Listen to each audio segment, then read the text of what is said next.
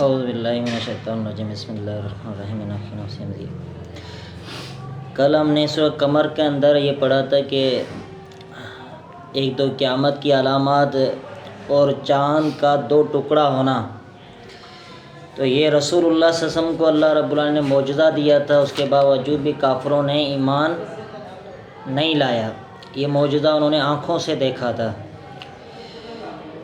پھر یہ بات ہوئی تھی کہ قرآن مجید اللہ تعالیٰ نے آسان کر کے نازل کیا ہے، ہر ایک شخص نصیحت حاصل کر سکتا ہے، کافر ہو مشرک ہو کوئی بھی شخص ہو، قرآن مجید پڑھ کے اس سے ہدایت رہنمائی حاصل کر سکتا ہے۔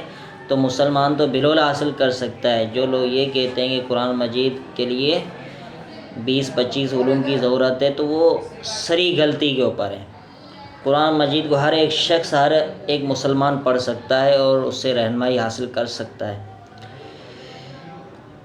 آگے جو ہے اللہ رب العالمین نے قوم سمود کا تذکرہ کیا ہے، جس کی طرف صالح علیہ السلام کو بھیجا گیا تھا۔ پھر اللہ رب العالمین نے ان کو اونٹنی جیسا معجزہ عطا کیا، تو انہوں نے سرکشی کی، اس اونٹنی کی کونچیں کاٹ ڈالیں۔ اللہ رب العالمین نے ان پر ایک عذاب نازل کیا، چیخ والا عذاب۔ پھر قوم لوط، انہوں نے بھی لوط علیہ السلام کو جو ہے جھٹلایا تھا۔ وہ اتنی بے حیا قوم تھی کہ عورتوں کو چھوڑ کر مردوں کی طرف، بے حیائی کی طرف جو ہے وہ دوڑے چلے جاتے تھے۔ لوط علیہ السلام کے پاس فرشتے آئے تھے مہمان بن کر، خوبصورت لڑکوں کی شکل میں، تو ان کے پیچھے بھی جو ہے لوط علیہ السلام کی قوم پڑ گئی تھی، کیونکہ وہ خوبصورت جو لڑکے ہیں یا جو آدمی ہیں وہ ایک دوسرے سے خواہشات پوری کرتے تھے۔ جو عورتوں سے خواہشات پوری کی جائے وہ مردوں سے کرتے تھے، جنسی جو ان کو ہوس چڑھی ہوئی تھی، تو اللہ رب العالمین نے ان پر پتھروں کا عذاب نازل کیا۔ اسی طرح فرعون کے بارے میں تذکرہ ہے، تو فرعون نے بھی جھٹلایا تھا ہارون علیہ السلام۔ فرعون کو تو اللہ رب العالمین نے فرعون کے اوپر بھی جو ہے عذاب نازل کیا، اس کو پانی میں ڈبو دیا۔ تو یہی باتیں اللہ رب العالمین نے مشرکین مکہ کے سامنے رکھی ہیں کہ اگر تم بھی جھٹلاؤ گے تو تمہارا حشر بھی یہی ہونے والا ہے۔ سَيُهْزَمُ الْجَمْعُ وَيُوَلُّونَ الدُّبُرَ۔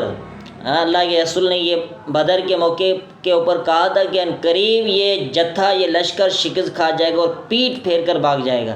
تو اللہ رب نے فرمایا ان مشرکین مکہ کو اور مسلمانوں کو بھی یہ تنبیہ کر دی کہ جو شخص بغاوت کرتے ہیں، ظلم کرتے ہیں، زیادتیاں کرتے ہیں، باز نہیں آتے، تکبر غرور والی زندگی بسر کر رہے ہیں، وہ سورہ قمر سے نصیحت حاصل کر لیں، ورنہ اللہ کی پکڑ بہت زیادہ سخت ہے۔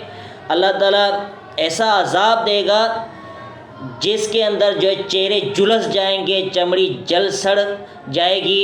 تو اللہ کا اتنا ہولناک عذاب ہے، اور متقین کے لیے اللہ تعالیٰ نے باغات، نہریں تیار کر کے رکھی ہیں اس صورت کے اندر۔ اللہ رب العالمین نے فرمایا کذب ثمود بالنذر، جھٹلایا سمود نے بالنذر، ڈرانے والوں کو۔ فقالوا، انہوں نے کہا بشرا منا واحدا نتبعہ، کیا یہ بشر ہم میں سے ہی ایک بشر ہے، ہم اس کی اتباع کریں؟